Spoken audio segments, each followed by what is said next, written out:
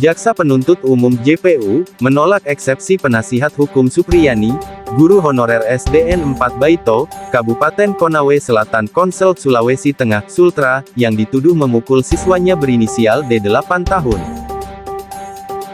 Pada dasarnya eksepsi tadi kita menolak apa yang dimintakan penasihat hukum terkait beberapa yang sudah tidak menyangkut pokok materi perkara, kata JPU yang juga Kepala Kejaksaan Negeri Kejari Konsel, Ujang Sutisna dalam sidang lanjutan kasus dugaan penganiayaan di Pengadilan Negeri Andolo, Senin tanggal 28 Oktober di Sitat Antara.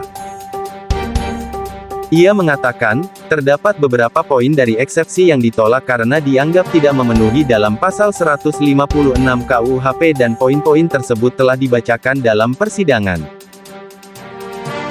Ada beberapa poin tadi memang penasihat hukum, saya hanya menyebutkan poin-poin tertentu tidak memenuhi pasal 156 dalam KUHP, itu saja, ujarnya.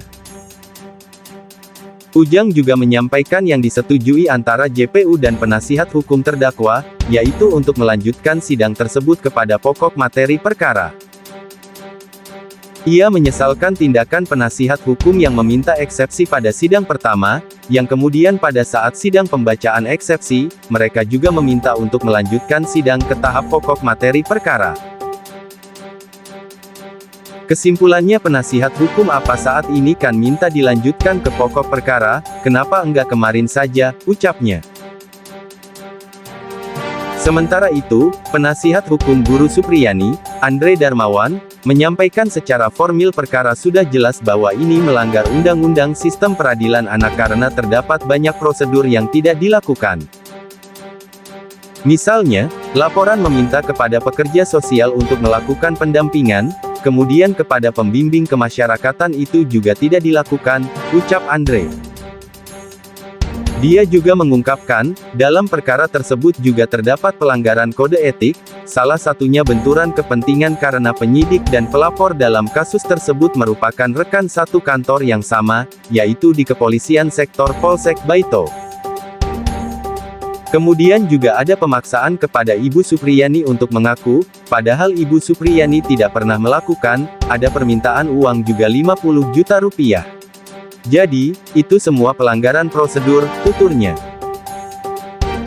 Andre menjelaskan bahwa pada sidang tersebut, pihaknya meminta kepada majelis hakim untuk menolak keberatan mereka agar persidangan bisa dilanjutkan sampai ke pokok perkara. Ini kan aneh, kita meminta keberatan, tetapi kita meminta majelis untuk menolak. Karena kalau misalnya eksepsi kami diterima, persidangan itu tidak akan lanjut ke pokok perkara, jelasnya. Ia juga menambahkan bahwa melanjutkan sidang ke pokok perkara itu untuk membuktikan bahwa Supriyani tidak bersalah dan telah dikriminalisasi.